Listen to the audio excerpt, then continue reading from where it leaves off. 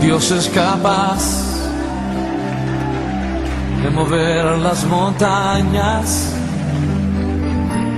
de calmar la tempestad, de abrir el mar otra vez. Dios es capaz de suplir tu necesidad, de sanar la enfermedad, de hacer que el sol se detenga otra vez. Dios es capaz de hacer todo lo que tú estás dispuesto a creer que Él puede hacer. Mueve montañas, calma la mar, si solo puedes creer. Hola, bienvenidos a esta reunión de edificación que le he llamado Iglesia en Casa. Vamos a comenzar con un ciclo que nos va a ayudar especialmente dentro de lo que es el entorno familiar. A este ciclo yo lo he llamado Familia Antivirus. Para poder entender lo que significa una familia antivirus, debemos entender y comprender qué es un virus, a qué se refiere cuando hablamos de un virus. Y nosotros sabemos que los virus pueden ser biológicos. Cuando hablamos nosotros de un virus biológico, estamos hablando de un microorganismo constituido por un material genético que causa enfermedades, hasta la muerte, por supuesto. Lo que nosotros estamos viviendo hoy con esta situación del coronavirus. Ese virus es prácticamente un parásito. ¿Por qué es un parásito? Porque convive o vive en un organismo, se reproduce dentro de ese organismo hasta que lo mata a su anfitrión. Pero también nosotros tenemos otra concepción del virus a nivel tecnológico, y a nivel tecnológico es un programa de computación, ¿no? Un programa de computación que de igual manera se reproduce dentro del computador, altera el funcionamiento del computador y termina ocasionando un desastre con todos los archivos, los documentos y con toda la vida del computador mismo.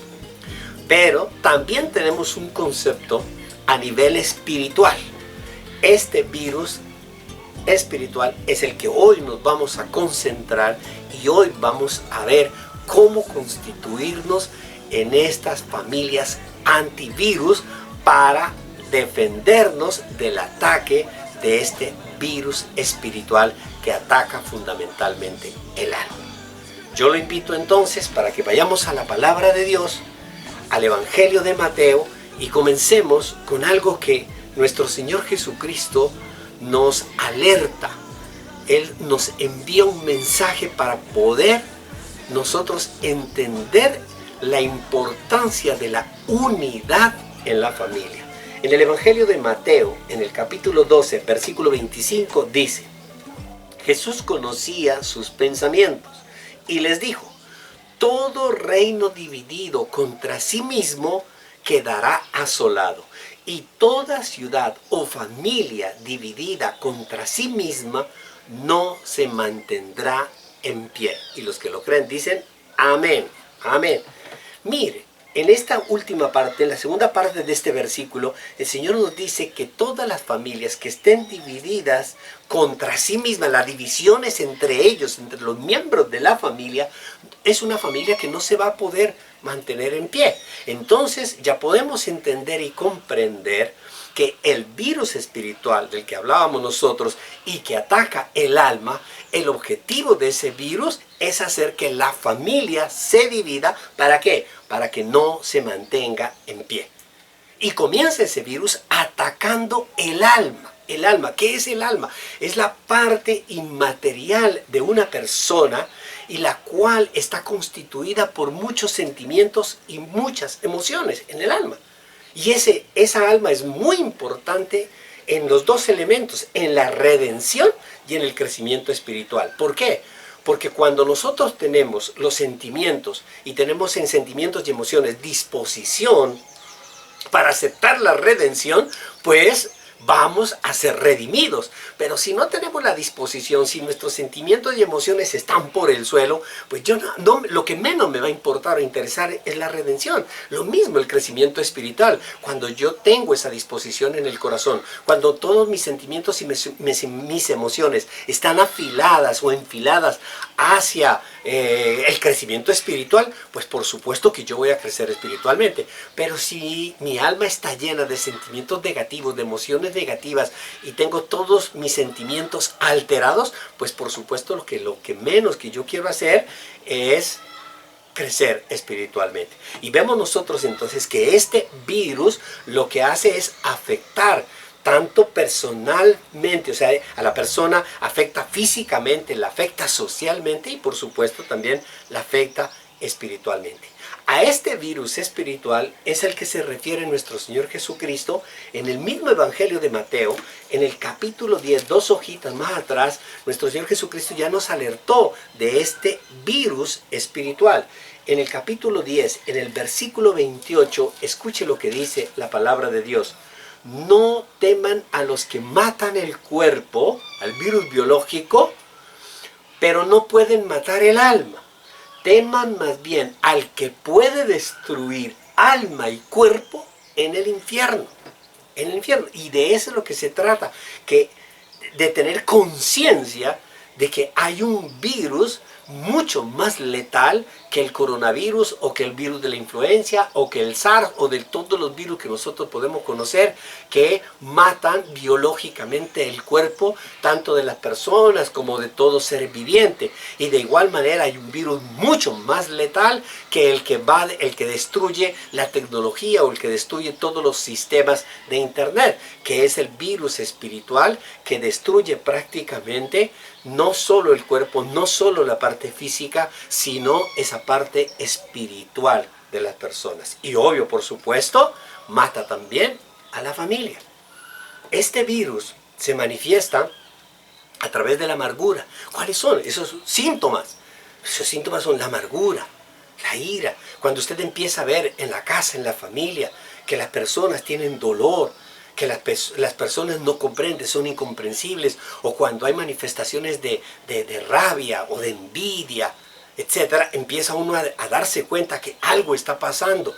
Cuando hay discusiones, cuando no hay tolerancia, cuando no hay aceptación, algo está sucediendo en las personas, algo está sucediendo en la relación de las personas. Y por supuesto, este virus ataca a todos los miembros de la familia. Esto no ataca a un solo miembro de la familia. Él no ataca solo a los papás o a las mamás o solo a los hermanos o a los hermanos menores. No, ataca a todos los miembros de esa familia y los ataca especialmente en su funcionalidad.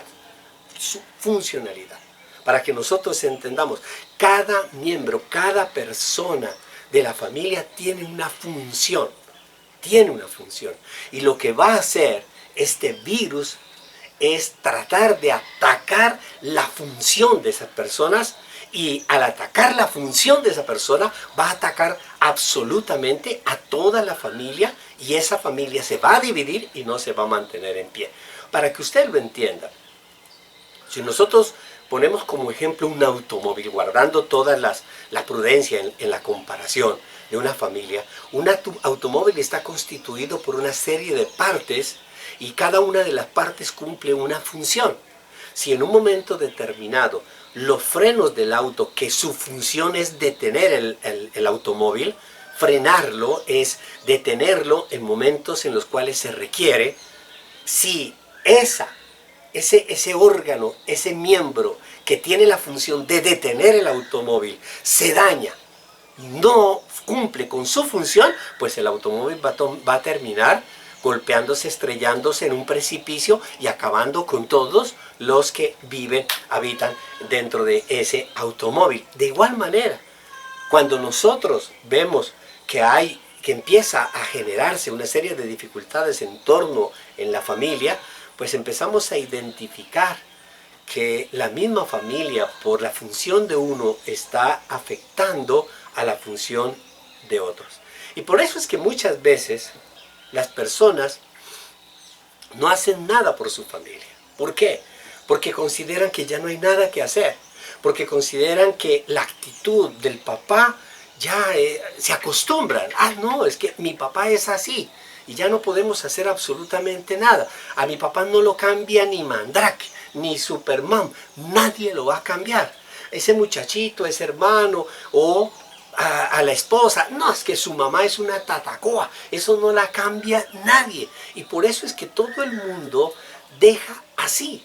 Y esa es la función letal de aquel que introduce el virus, que es el enemigo, introduce el virus, hacer que las personas crean que ya no hay nada que hacer. Pero hoy, con este ciclo que estamos empezando, nos vamos a dar cuenta que en las manos de Dios no es así. ¿Por qué? Porque Dios tiene el antivirus. Dios tiene la vacuna. La vacuna. Yo les decía a ustedes que cuando la familia está afectada por este virus, comienza a tener unos síntomas. Y el síntoma por excelencia es que la familia comienza a ser disfuncional. Disfuncional. La disfuncionalidad de la familia es una sensación. Entiéndame la palabra sensación. Sentir.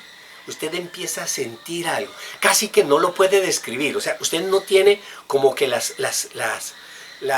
argumentos, no tiene las pruebas para decirle, mire, es que esto es lo que está pasando o esto es lo que está sucediendo en la familia. No, sino que es una sensación, es un sentir. Usted siente, usted percibe, eso por dentro, eso es como espiritual. Tiene una sensación de que algo no está funcionando bien en la familia, de que algo no está en lo correcto, de que hay una desunión. Muchas veces nosotros vemos en el contexto de la familia que se sientan a la mesa, que hablan, que dialogan, pero se siente un ambiente de desunión, se siente un ambiente de desintegración de la familia. Y de pronto cuando habla algún miembro lo hace siendo de una forma sarcástica, diciendo unas cosas, anunciando otras cosas. Quizás de pronto lo que yo voy a decir es para este, lo que yo voy a decir es para el otro, etcétera, etcétera. Y todo eso se debe a la falta de comunicación, a las rivalidades, al orgullo, los orgullos de todas las personas que viven en el contexto familiar, la envidia. Todo eso se convierte en el pan de cada día. Y por eso es un suplicio todos los días, desde que despunta el sol hay problemas, hay dificultades, hay gritos, y ese es el pan diario. Y una de las cosas extrañas, ojo con esto, una de las cosas extrañas es que cuando los niños crecen, los niños que viven en ese contexto de esa familia disfuncional, cuando los niños crecen, suelen repetir los errores de los papás y de los hermanos. Es decir, que las familias disfuncionales van a crear también otras familias disfuncionales por las generaciones venideras. A esto es lo que se refiere la palabra de Dios en el libro de los Números. En Números, capítulo 14, el Señor se refiere a esa generación tras generación, que esta familia que es disfuncional ahora va a generar unos hijos disfuncionales, esos hijos van a tener unas familias disfuncionales que van a crear otros hijos disfuncionales, otras familias disfuncionales, generación tras generación. En el libro de Números, en el capítulo 14, versículo 17, Números 14, 17, dice: Ahora, Señor, deja sentir tu poder. Tú mismo has dicho, y escuche lo que ha dicho, que eres lento para la ira y grande en amor. Y que aunque perdonas la maldad y la rebeldía, jamás dejas impune al culpable, sino que castigas la maldad de los padres en sus hijos, nietos, bisnietos y tataranietos. Amén, iglesia. Tenemos nosotros que es un desastre. Por eso nuestro Señor Jesucristo nos dice: una familia dividida no se va a mantener en pie. Y si usted y yo creemos en la palabra de Dios, Si usted y yo tenemos la esperanza de una nueva vida en la palabra de Dios, y eso es lo que la palabra de Dios nos está hablando, y además de eso, amamos nuestra familia, porque nosotros mismos la constituimos, porque nosotros nos enamoramos y porque nosotros nos casamos y porque nosotros tomamos la decisión de tener unos hijos. Entonces debemos volver a entender, a tener en nuestra cabeza el entendimiento de que somos responsables de sacar adelante esta familia. Y la única forma para sacar adelante esta familia sin que se desbarate es vivir a la manera de Dios. Que para muchos vivir a la manera de Dios es difícil. Y yo no le voy a decir que no, pero no imposible. No imposible. Además, hay algo muy importante, porque muchas veces en las familias tenemos estas expresiones. Es que yo sí quiero, pero él no quiere. Nosotros sí queremos, pero es que los hijos no quieren. Y los hijos, nosotros sí queremos, pero es que mi papá y mi mamá no quieren. Y como este no quiere, entonces no queremos ninguno y nunca hacemos nada. Nosotros nos hemos olvidado, iglesia, de la forma como actúa Dios. Que Dios puede usar un solo miembro de la familia. Uno. Un solo miembro de la familia. ¿Para qué? Para hacer que esa familia disfuncional se convierta en una familia funcional. Y si es una familia funcional, a la luz de la palabra de Dios, es una familia perfecta que está caminando en obediencia, ¿no? Con problemas y con dificultades. Pues claro que sí, porque los vamos a tener. Pero los problemas no nos van a dividir. Las dificultades, los obstáculos no van a acabar con la familia. Antes, por el contrario, cuando enfrentamos un problema como familia, como una familia unida, ese problema nos une más, nos fortalece más. Y por eso yo quiero hoy, en este ciclo, iniciar y mostrarle a usted, a la luz de la palabra de Dios, una familia disfuncional. Le voy a mostrar una familia disfuncional que está aquí en la palabra de Dios, y le voy a mostrar cómo un miembro de esa familia, uno solo, gracias a ese miembro que tuvo la disposición de sacar su familia adelante, por ese miembro Dios lo usó grandemente, y esa familia disfuncional se convirtió en una familia funcional. Y le estoy hablando de la familia de José. La familia de José. ¿Se acuerda? El hijo de Jacob. Ese que nosotros sabemos y conocemos, que fue ese muchachito que fue vendido a los egipcios y lo tiraron en un pozo y luego lo vendieron, etcétera, etcétera, etcétera. José se crió en un hogar totalmente disfuncional, lleno de gente iracunda. Le recuerdo que José tenía 11 hermanos, eran 12 en total, 13 para ser más exactos. Ahora le voy a decir los nombres de quienes eran. Una familia llena de ira, de rabia, una familia llena de celos, de contiendas, una familia mentirosa, unos miembros, toda esta familia de José era mentirosa, era envidiosa.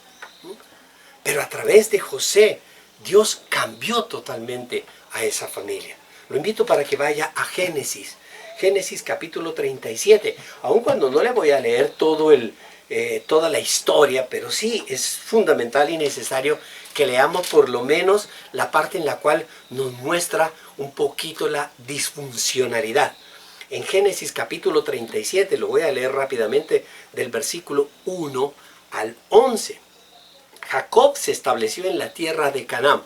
Jacob era el papá de toda esa familia, donde su padre había residido como extranjero. Esta es la historia de Jacob y su familia. Escúchela. Cuando José tenía 17 años, apacentaba el rebaño junto a sus hermanos, los hijos de Bilhá y de Zilpá. Bilhá y Zilpá, que eran concubinas de su padre. Concubinas. El joven José solía informar a su padre de la mala fama que tenían esos hermanos suyos. Era chismoso. Andaba contándole todo lo que andaban haciendo los hermanos mayores. Israel, o sea, Jacob, amaba a José más que a sus otros hijos. Los prefería. O sea, este es preferido, este es el preferido. Porque lo había tenido en su vejez, el chiquito. Por eso mandó que le confeccionaran una túnica especial de mangas largas. Le mandó a hacer un vestido súper recontra especial que ninguno de sus hermanos tenía. Viendo sus hermanos que su padre amaba más a José que a ellos, comenzaron a odiarlo y ni siquiera los saludaban. Imagínense la división todos los días y viviendo en la misma casa. Cierto día José tuvo un sueño y cuando se lo contó a sus hermanos, estos le tuvieron más odio todavía, pues él les dijo: préstenme atención, que les voy a contar lo que he soñado. Mire, este muchachito se levantaba de 17 años. Resulta que estábamos todos nosotros en el campo atando gavillas. De pronto mi gavilla, que es el bulto, gavilla es un bulto, se levantó y quedó erguida de trigo, mientras que la de ustedes se juntaron alrededor de la mía y le hicieron reverencias. Las gavillas de ustedes le hacían reverencia a mi gavilla. ¿Ah? Sus hermanos replicaron. Yo me imagino que cuando vieron a ese muchachito hablando de esa manera, todos se sentían una ira, sentían: ¿y este quién es? ¿Y este qué es? Las divisiones que hay normalmente en las familias. Sus hermanos replicaron: ¿de veras crees que vas a reinar sobre nosotros y que nos vas a someter? Y lo odiaron aún más por los sueños que él le contaba. Después José tuvo otro sueño y se lo contó a sus hermanos y les dijo: tuve otro sueño en el que se veía el sol, la luna, 11 estrellas me hacían reverencia. Ahora el sol y la luna.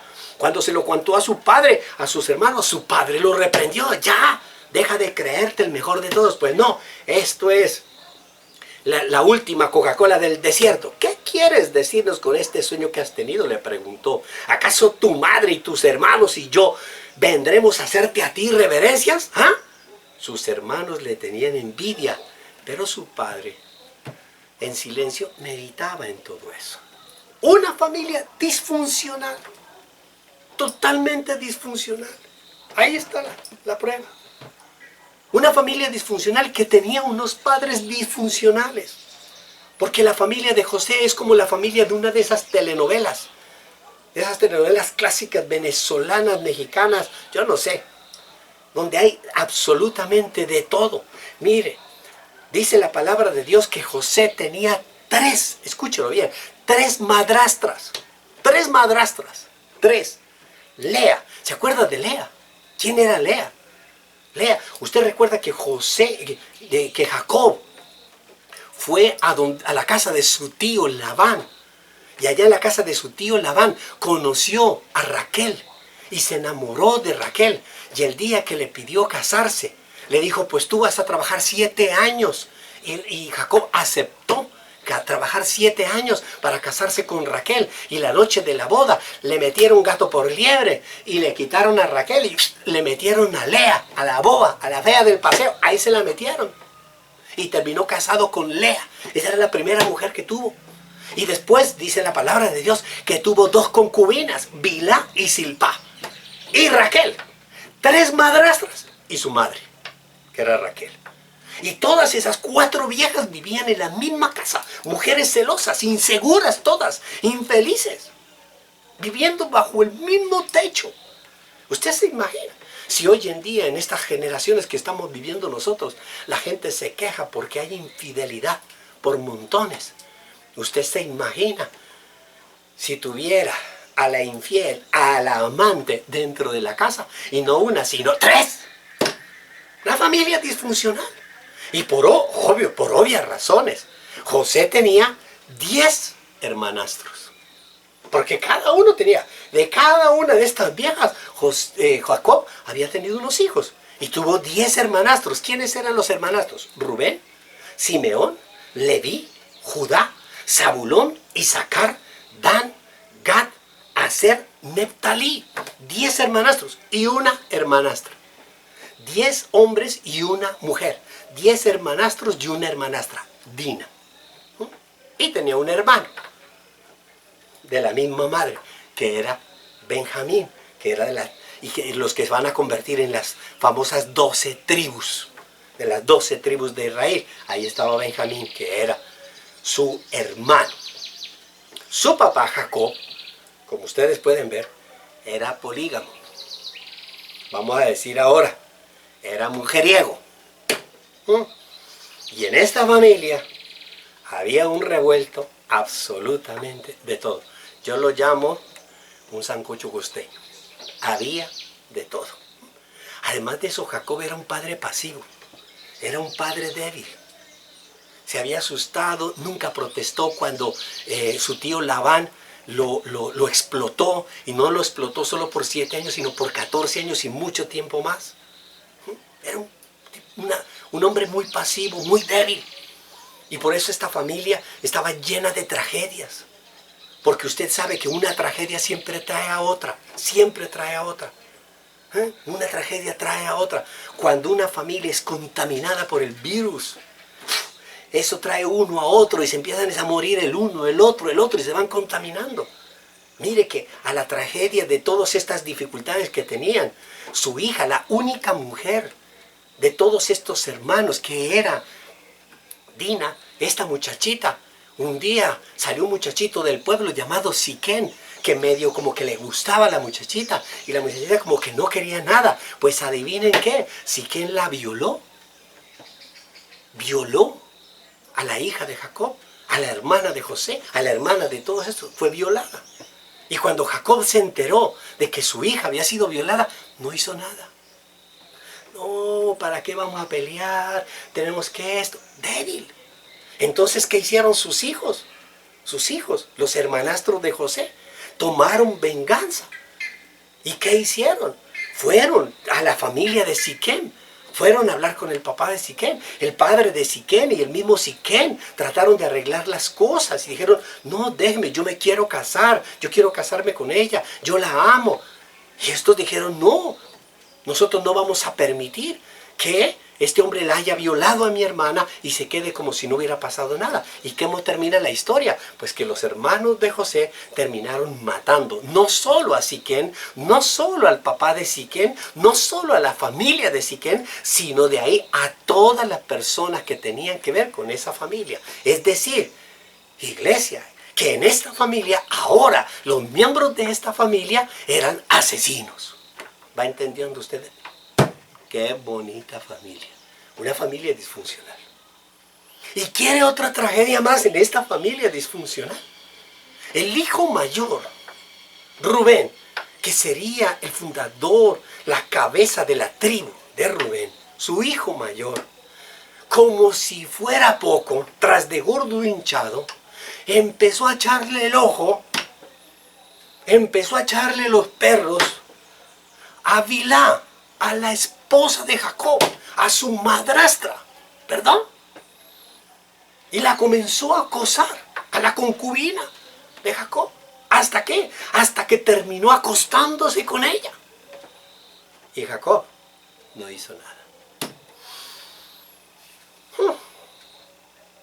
Lo único que hizo Jacob prácticamente fue bendecir a José en lugar de Rubén, porque ustedes saben que los hijos mayores en la tradición del pueblo de Israel eran los que recibían la herencia.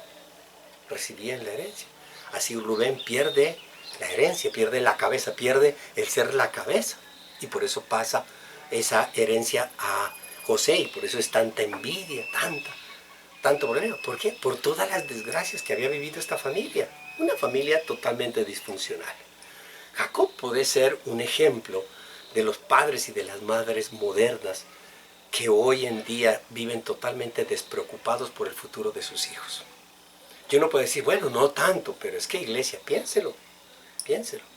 Muchas veces nosotros dejamos que nuestros hijos hagan lo que quieran.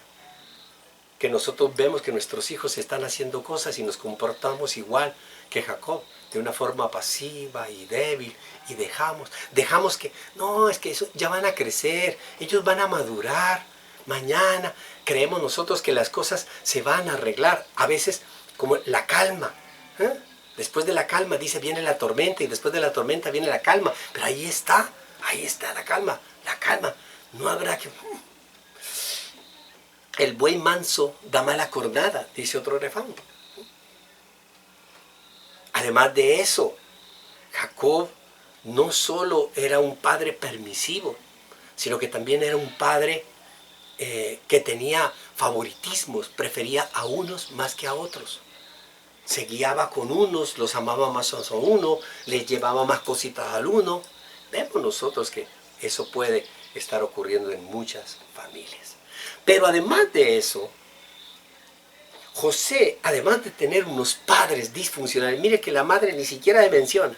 Claro que ese va a mencionar a la madre, si no se sabía quién era la mamá de esas 4 viejas locas gritando en la casa. Yo me imagino. Esas 4 viejas locas gritando eso, por Dios, ¿quién las va a tener en cuenta? Nadie. Pero además de eso, José tenía unos hermanos totalmente disfuncionales, asesinos, ladrones, envidiosos, impuros, iracundos, llenos de odio, que cada día se llenaban más de más rabia, de más odio, de más envidia. Envidiaban, por supuesto, a José, porque empezaba a verse que el único que tenía un corazón dispuesto, un corazón fiel a Dios, era José. Y Dios estaba tratando de mostrarle a José lo que iba a hacer con él. Le iba a hacer con él. Y por eso, hoy más que nunca, nosotros vemos cómo en nuestras familias muchas veces vemos que Dios va a hacer algo con uno de nuestros hijos y en lugar de ayudar para que la obra de Dios se haga, inmediatamente los demás hermanos lo atacan. Lo atacan. Hay envidias entre hermanos. ¿Por qué? Porque muchos de ellos se consideran mejor que los otros. O muchos de ellos tienen esas envidias de decir, pero ¿por qué a este le está yendo mejor que a mí? Y así sucesivamente nosotros vemos entre los hermanos fracasos y fracasos en sus relaciones. ¿Frutos de qué? De envidias, de rivalidades entre los hermanos. Yo creo y me imagino que usted dirá, bueno, de entre mi familia, yo soy José.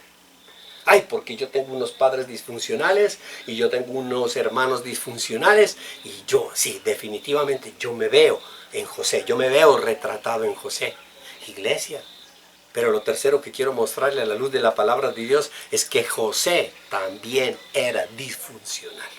También era disfuncional.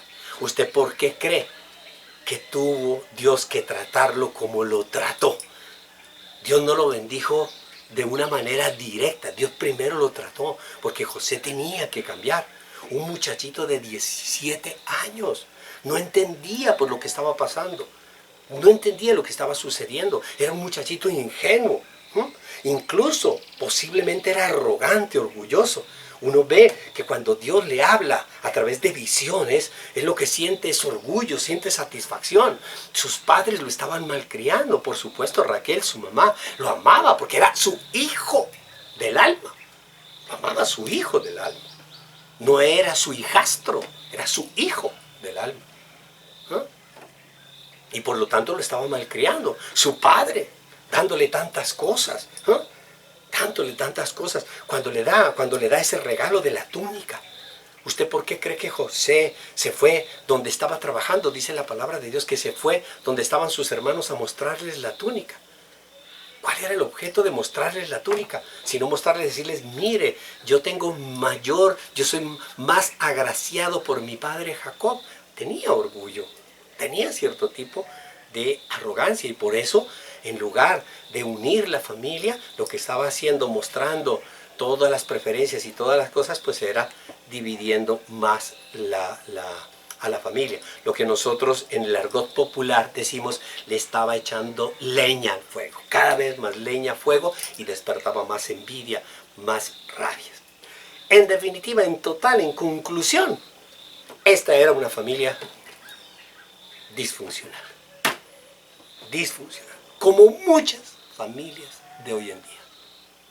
Y no le hablo de familias que no tienen a Cristo en su corazón. Le hablo de familias cristianas. De familias que los domingos van a la iglesia.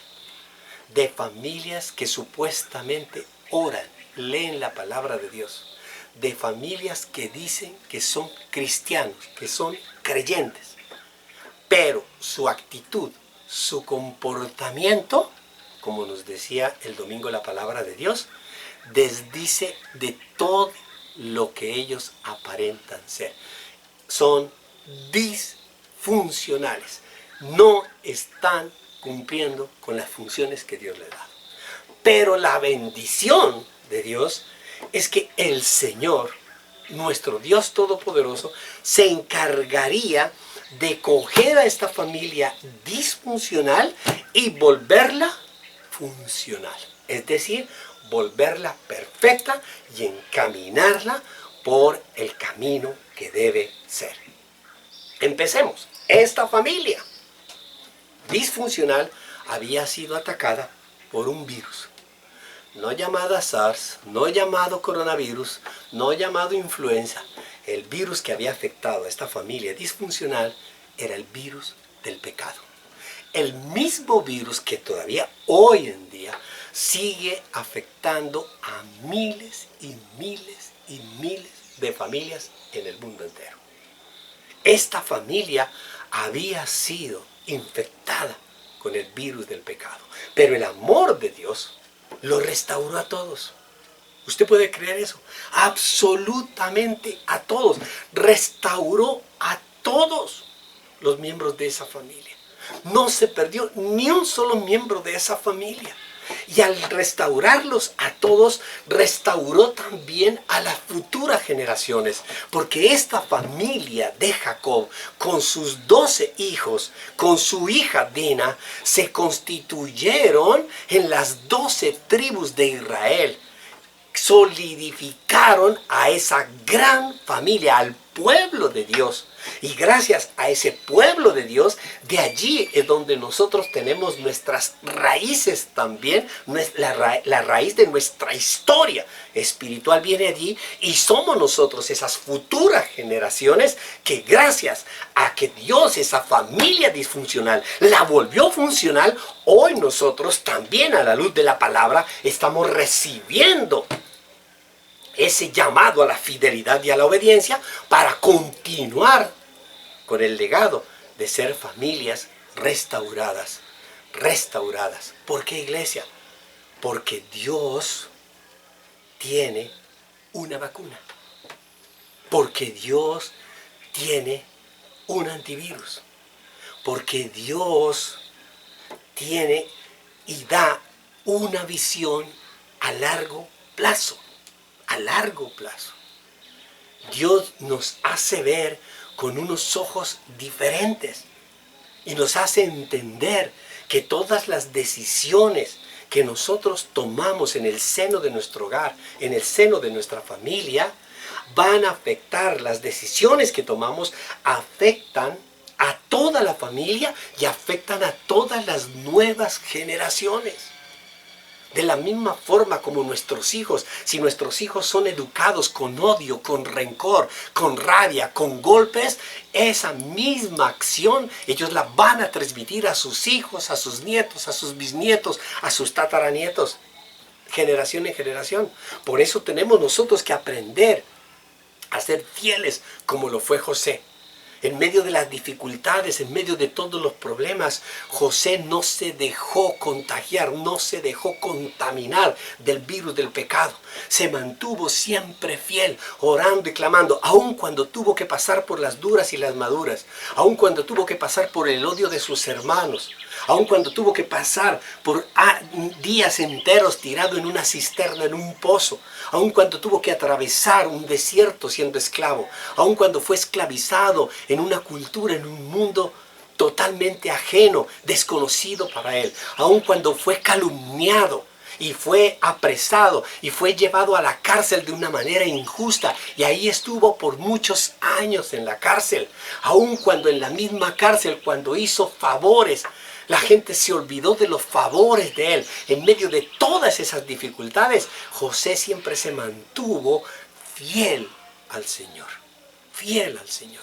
Y por esa fidelidad que mantuvo José, no se dejó contagiar y contaminar del virus del pecado, y él sería el objeto de bendición para que ese antivirus, para que esa vacuna maravillosa que es nuestro Señor Jesucristo pudiera restaurar a esta familia disfuncional y la volviera en una familia roca, columna, que generaría o que daría a conocer como el pueblo de Dios, como los hijos de Dios. Amén, iglesia. De igual manera, por lo que estemos pasando nosotros, Dios quiere hacer de nuestra familia una familia funcional, una familia fiel, una familia obediente, una familia que logre tomarse de la mano de nuestro Señor Jesucristo, porque Él es nuestra vacuna, porque Él acaba con el virus del pecado, porque Él murió precisamente para darnos el contra, para darnos a nosotros el antígeno, para que nosotros no muramos, para que nosotros seamos redimidos. Por eso el primer paso que yo hoy, en este ciclo de esta familia antivirus, yo hoy le doy a conocer a usted el primer paso para lograr, para ser una familia funcional y vivir con la alegría, vivir con el gozo, vivir como hoy nosotros vemos y conocemos que puede vivir a lo largo de la historia, vivió el pueblo de Israel con prosperidades aún en medio de tantas dificultades y de tantos problemas. El primer paso para la restauración de la familia es aceptar a Jesús.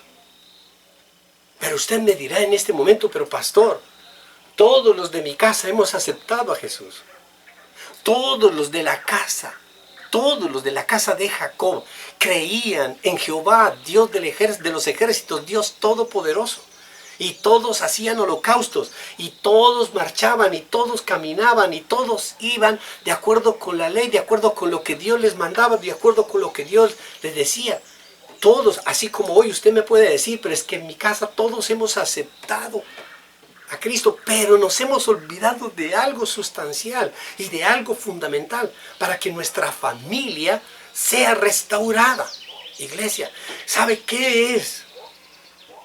¿Sabe cuál es la esencia de la aceptación de Jesús? El perdón. Es que nosotros no hemos entendido que cuando aceptamos a Jesús, estamos centralizando la esencia de nuestra salvación en el perdón. Cuando aceptamos a Jesús, Él nos perdona, pero Él muere por nosotros. Él pagó por nosotros. Él hizo un maravilloso sacrificio, un sacrificio muy grande, un sacrificio muy grande. Él murió por nosotros. Amén, iglesia. Por eso el primer paso es aceptar a Jesús, pero aceptarlo no simplemente es decir, Señor, yo te recibo en mi corazón. No, es perdonar y pedir perdón de la misma forma como cuando nosotros llegamos a los pies de Cristo y Él nos perdona, pues ahora nosotros también, si tenemos a Cristo en nuestro corazón, tenemos que aprender a perdonar y pedir perdón. Tenemos nosotros que aprender a reconocer las faltas de nuestros hijos, invitarlos a reconocerlas y que pidan perdón o a perdonar. Solo en la medida en la cual nosotros hacemos del perdón dentro de nuestra casa, dentro de nuestro hogar, el perdón como esencia de la relación, nuestra familia va a ser restaurada. Si usted recuerda la historia, de José. Solo cuando hubo perdón, solo lo remito al final de los finales. Cuando José hace llamar a sus hermanos conjuntamente con su padre y con su hermano menor, que es Benjamín, y llegan a Egipto.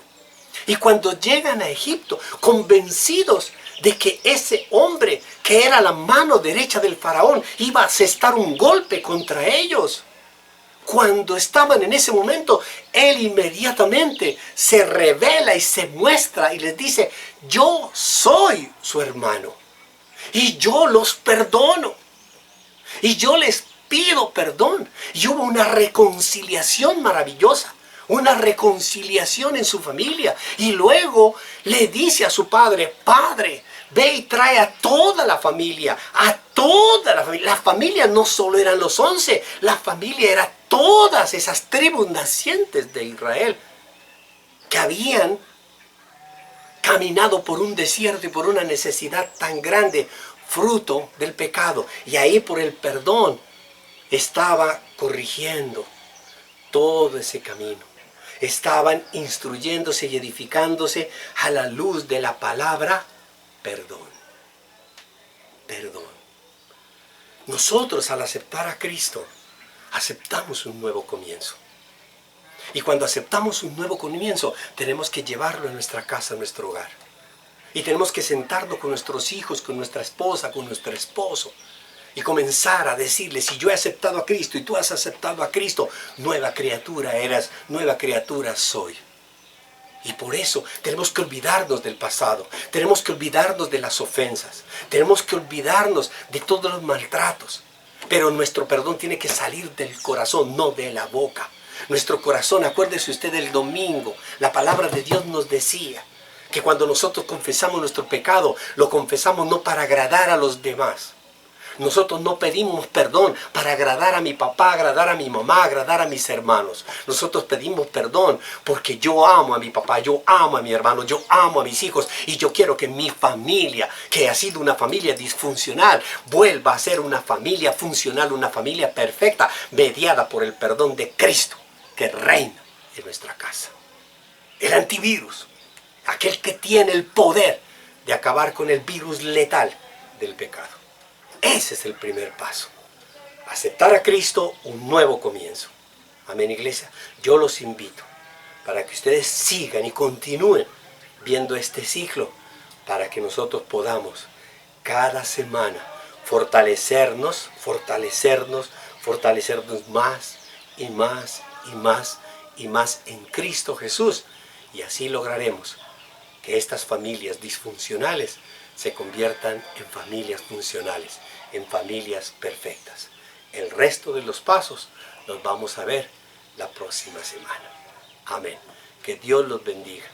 Oro para que el Señor toque sus corazones. Mis oraciones para que el Señor reine en sus hogares. Y especialmente oro para que ustedes sientan en su corazón la necesidad de tomarse de las manos, sin recriminaciones, sin gritarse el uno al otro, sin reclamos. Simplemente, mediados por el perdón de Cristo, se puedan tomar de las manos y decir, volvamos a tener un nuevo comienzo, un comienzo con Cristo. Un día, esto lo he compartido muchas veces y con esto termino. Muchas veces lo he compartido en la iglesia, lo he compartido como testimonio en otras iglesias. Un día mi familia también fue una familia disfuncional. Un día también mi hogar estaba a punto de colapsar. Un día yo me arrodillé ante Cristo Jesús y le dije, Señor, me he tirado mi familia. Yo hoy te la entrego. Te entrego una esposa disfuncional. Te entrego unos hijos disfuncionales y me entrego yo, que soy la cabeza disfuncional. Solo en tus manos, Señor, tú podrás hacer que todos cumplamos con las funciones que tú nos demandas. Y Cristo Jesús me restauró. Cristo Jesús restauró a mi esposa. Cristo Jesús restauró a mis hijas. Y en ese caminar aprendimos a pedirnos perdón. Aprendimos a reconocer nuestros errores. Aprendimos a no mancillar el corazón del otro, juzgando, criticando. Aprendimos a entender y comprender que nuestro Señor Jesucristo, cuando se arrodilla buscando culpables y cuando nos dice lance la primera piedra aquel que esté libre de pecado, nos damos cuenta que todos somos objeto de pecado, pero que todos también somos objeto de bendición a través de su perdón. Gloria a Dios. Los amamos con todo nuestro corazón y esperamos que en este ciclo sus hogares, sus familias se sigan fortaleciendo para convertirse en esas familias antivirus, porque tienen a Cristo en su corazón, el mejor, el único, el más grande de todas las vacunas maravillosas antipecado. Los bendigo en el nombre de Jesús. Chao, chao. Bye, bye. Dios es capaz de transformar tu tristeza en gozo, tu dolor en salud.